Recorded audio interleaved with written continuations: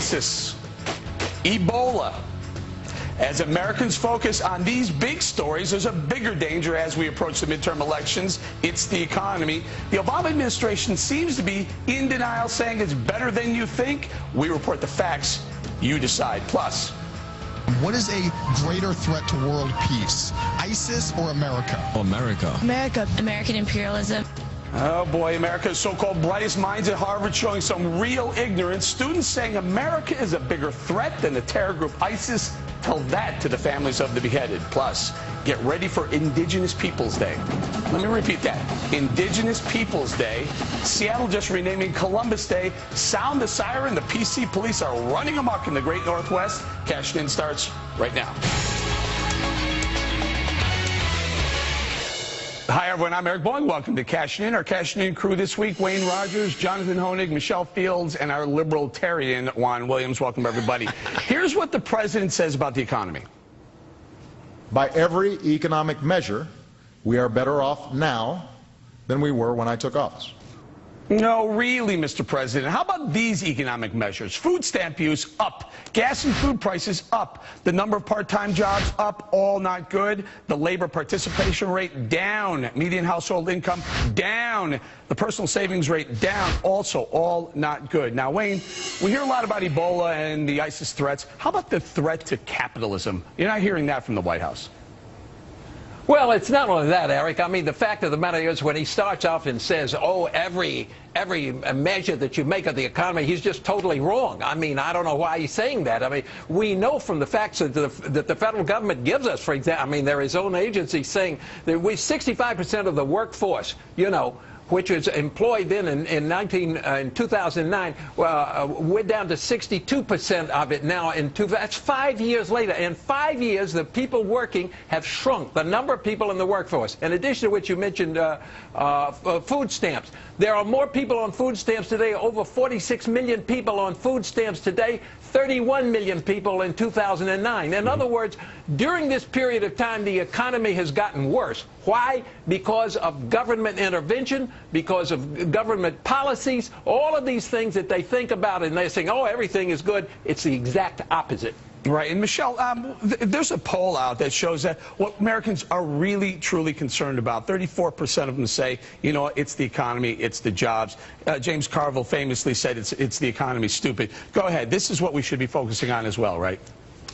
Yeah, of course they're concerned about Ebola, they're concerned about ISIS, but what they're really concerned about are their empty bank accounts. Democrats continue to say, oh, the economy is doing just fine, it's doing great. Well, the labor participation rate is the lowest it's been in 36 years. And a new poll out shows that only 24% of Americans have confidence in President Obama's economic policies. And it's easy to see why, because Obama's policies have not worked for the American people.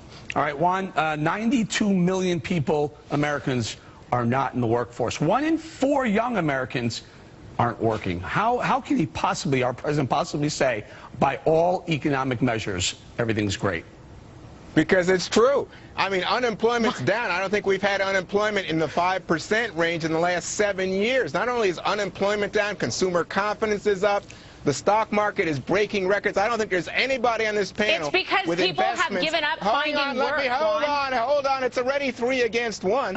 So let me just say, I don't think there's anybody on this panel who hasn't made money off the stock market while Obama's been in office. It's funny. Consumer confidence is up. This has been a time of great recovery from a great recession. Guys, hold on, guys, listen. GM was saved by this president. Juan is right. The 1%, the wealthy Wall Street people are doing better. There's no question. Yeah, the top 1%. However, you know what, Juan? John, hold on, guys. John, take this. Let's talk about the middle class, the people who are watching right now, the people who, real America. Are they better off? Yes, well, they are better off. John. Right now, we have Americans. Juan, can I get a word here, please? Their wages are actually down under the president. Not to mention that, Eric, but inflation has gone up. $100 in 2008 when the president got elected is only worth about $92 today. And you started the segment talking about Obama saving capitalism. I don't think he knows what capitalism is. He always sees government as playing a fundamental role in the economy, whether it's intervention, whether it's redistribution, or whether it's control. That's why this recovery has been the slowest in modern economic turbulent times. And costs and prices of things go up. Let me throw this back to you, Juan, for 1 second here. President Obama blames the media. He says, you know what, it's the media's fault that you're not hearing these good news data points that I'm delivering. However, when you listen to the White House, all you hear are the ones that he likes, the ones about the stock market going up. You don't hear about the ones that really matter to Americans, food and energy prices going up as well. Are you kidding me? Wait a minute. Oil production in this country is the highest it's ever been. I don't think it's possible. You think about it. Not only did we save GM, not only are gas prices going down. Can I just correct you, Juan? 70%. Correct that. It's unbelievable. It's unbelievable. We have a country in which gas prices are going down. Why are they going down? Because we have a high of gas production. Let me just correct Juan. More gas leases under this president, and that is helping the economy. We, in fact, export now and produce more energy than we import. John. Let me just correct something you said. You talk about saving GM, and the president often takes credit for saving GM. Juan, taxpayers lost money on GM. We lost hundreds of millions, billions of dollars on GM. And it's ironic because when the stock market, let me just finish. No. Well, Juan, we lost money on it. So to say it, and I'll tell you, when the stock market's going up, it's all Obama's fault. When it's going down, it's all the greedy bankers and hedge fund managers. So take a little responsibility. Jonathan, we gained jobs. We saved an auto industry. And if you are going to look in the short term, you are going to be hurting America. Hang in there, you two. I'm going to get back to what is that saving? Hang in there, you two. I'm going to get back. Wow, you guys are fired up this morning. All right, Michelle, let's talk about something that Juan said. He said energy prices are going down. Yeah, they're going down, but they're going down from some pretty lofty numbers under President Obama. In fact, under President Obama, they're up almost 100%. They're up about 85% since President Obama took over. Go ahead. And Juan is really happy because the stock market is doing well. Well, good job. Round of applause for you. But what about the middle-class Americans, Juan? I'm glad that President Obama is making the rich richer, but middle-class Americans are suffering. 92 million people are not participating in the workforce. The average American who's graduating from college, $29,000 in debt. They can't even get married. They're delaying marriage because they have so much debt. That, to me, is not a good situation. So maybe the rich folks are getting richer, but the middle-class Americans are suffering. Certainly not feeling. Wayne, last thought on this topic. Well, I think Michelle makes a point when she says about people not getting married today because of that. The average age of a woman getting married then was about 22. Today it's about 27.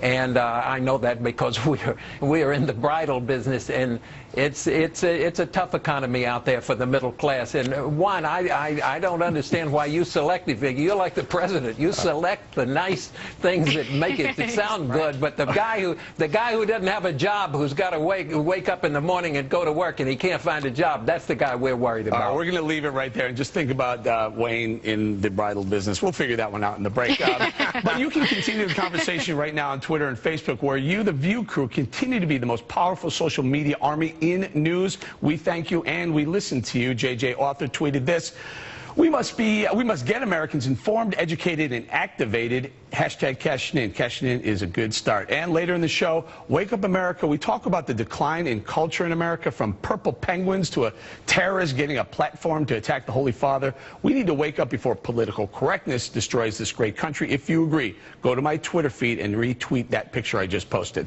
Coming up, Harvard students asked, what's a bigger threat to the world peace? Is it ISIS or America? Can you guess which one these winners chose? America. American imperialism.